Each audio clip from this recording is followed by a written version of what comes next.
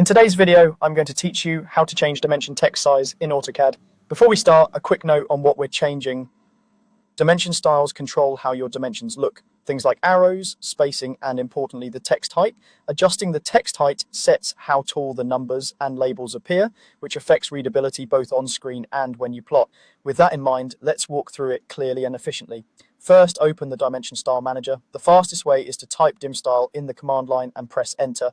This opens the dialog where all your dimension styles live. You'll see a list of styles on the left. Each style defines a consistent look for your dimensions. Next, choose the style you want to modify. Make sure it's the one your existing dimensions are already using, so your changes take effect where you expect them. With the correct style selected, click Modify to open the detailed settings. Now let's change the text height. Go to the Text tab. In the middle of this tab, look for the text height field, enter the new size you want for your dimension text. Remember, this number is in your drawing units. If you work directly in real-world units, pick a value that reads clearly at your intended plot scale. For many architectural plots in millimeters, a text height around 2.5 to 3.5 can be common, but choose what fits your standards.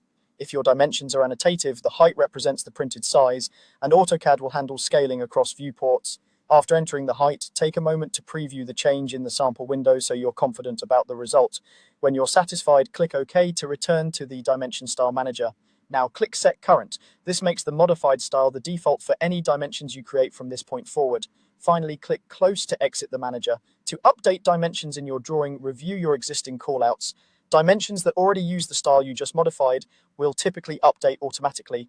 If you don't see a change, it likely means those dimensions belong to a different style or have overrides that lock certain properties. In that case, verify which style they're using in properties and create new dimensions with the current style to keep things consistent going forward. That's it. You've adjusted dimension text height, applied it to your style, and ensured your drawing reflects the change. Save your work and you're ready to dimension with clearer, more readable text.